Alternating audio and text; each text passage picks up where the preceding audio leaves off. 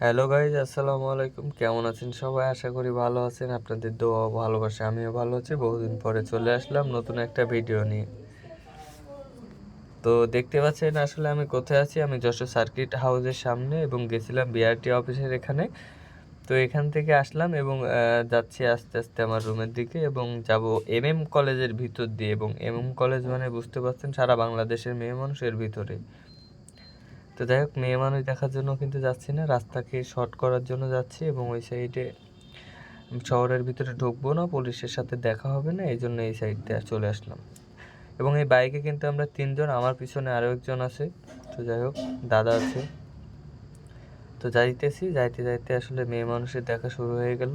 তো গেছিলাম আসলে বিআরটি অফিস এবং আরেক জায়গায় একটা অফিসে। তো কথা বলতে বলতে চলে আসলাম এমএম কলেজের ভিতরে এবং দেখতে পাচ্ছেন এমএম কলেজের ভিতরে আসলে সব সময় লোকজন থাকে এবং গেটে দেখছি আসলে একটি গেটের সাথে আরেকটি গেট করা নতুন। যাই হোক, কলেজের ভিতরে প্রোগ্রাম চলছে এবং হাসান ইমাম ভাই দেখলাম যে কথা বলতেছে। তো এখানে দাঁড়াইলাম না, চলে আসলাম। তো আসলে আমরা যখন আসছি, আস্তে আস্তে সামনে সার্জেন্ট পড়েছে, সাথে সেনাবাহিনী ফিরি।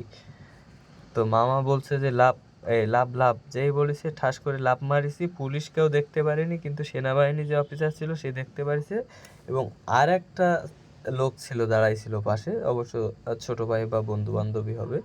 তো সে দেখতে পারিছে, ওরা দুইজন হাসতেছে।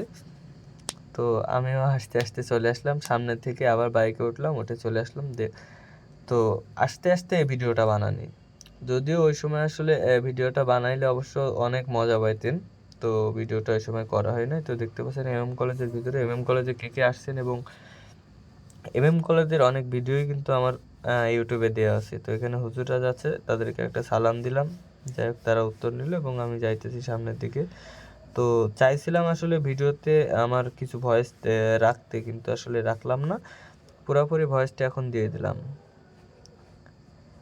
তো এর ভিতরে সব থেকে বড় বিষয় আছে বহুত পরিমাণে বিট। এই বিট পার হইতে হইতে জীবন শেষ। যদি একটা স্পোর্টস কার এমনিতে ঢোকানো হয় তাহলে এমনিতে বেরোনি কখনোই সম্ভব না, হয়তো ভেঙে চলে যাবে, বাম্পার টাম্পার মনে করো থুয়ে যাইতে হবে এখানে।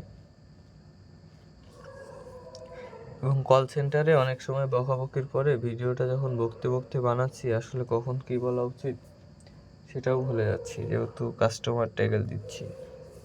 তো যাই হোক, কল সেন্টারে কাজ করে আসলে আমি টানা 8 ঘন্টা বকি এবং ভয় পাইছে বাচ্চাটা। যাই হোক, এটা হচ্ছে বিনোদন টাইপের হয়ে গেল। আসলে ভয় পাওয়ারই কথা, যেভাবে চলে গেছে অমনে দিয়ে। তো যাচ্ছি আমার রুমের দিকে। তো ভিডিওটা শেষ পর্যায়ে চলে আসছি এবং এইতে স্টেডিয়াম পাড়ে চলে এসেছি এবং এই সাইডে কিন্তু স্টেডিয়াম, যে নিচে দোকান দেখতে পাচ্ছেন এটা কিন্তু স্টেডিয়ামের নিচে দোকানগুলো। তো এটা ব্যতিক্রম দোকান, এগুলো আসলে দেখি ভাল লাগে। তো ভিডিওটা ভালো লাগলে লাইক কমেন্ট শেয়ার করবেন, অবশ্যই আপনাদের বন্ধুদেরকে শেয়ার করে জানিয়ে দিবেন এবং চ্যানেলটা সাবস্ক্রাইব করে পাশে থাকবেন। আল্লাহ হাফিজ।